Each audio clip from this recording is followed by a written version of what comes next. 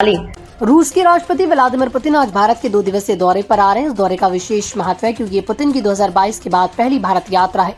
प्रधानमंत्री नरेंद्र मोदी के साथ उनकी 23वीं द्विपक्षीय शिखर बैठक होने वाली। इस बैठक से भारत रूस के दशकों पुराने गहरे रिश्ते और मजबूत होने की संभावना है। दुनिया की निगाहें इस दौरे पर टिकी हुई हैं क्योंकि दोनों देश अपनी रणनीतिक साझेदारी को और मजबूती देना चाहते हैं।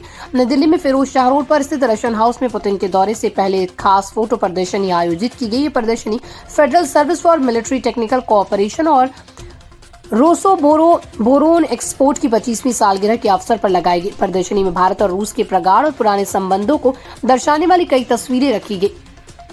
इसमें पूर्व प्रधानमंत्री इंदिरा गांधी, अटल बिहारी वाजपेयी, एपीजे अब्दुल कलाम और नरेंद्र मोदी की तस्वीरें प्रमुख रूप से प्रदर्शित थी। ये तस्वीरें इस दोस्ती की लंबी और मजबूत परंपरा को बयां करती हैं। प्रदर्शनी में BrahMos missile, S-400 air defence system, Sukhoi लड़ाकू विमान जैसे कई आधुनिक और युद्ध तकनीक से जुड़े हथियारों को भी प्रदर्शित किया गया। ये हथियार भारत की सुरक्षा में रूस की भूमिका को उजागर करते हैं। भारत रूस के रक्षा सहयोग ने कई बार दोनों देशों के हितों की रक्षा की, खासकर क्षेत्रीय और वैश्विक चुनौतियों के बीच। रशियन हाउस में सालगिरह के मौके पर एक फीचर डॉक्यूमेंट्री फिल्म की भी स्क्रीनिंग हुई, जिसमें भारत में रूस के दूतावास, federal service for military technical cooperation और रोसोबोरोन एक्सपोर्ट के प्रतिनिधि शामिल थे। ये फिल्म भारत रूस के रिश्तों की जटिलता और मजबूती को दर्शाती है।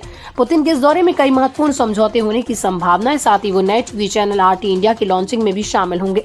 उनके साथ 7 मंत्री, रूस के केंद्रीय बैंक की प्रमुख एल्विरा नबिउलिना और बिजनेस दिग्गज इगोर सेचिन जैसे बड़े हस्ती भी दिल्ली पहुंच रहे हैं। ये दौरा भारत रूस के रणनीतिक संबंधों में एक नया अध्याय खोलने वाला माना जा रहा है।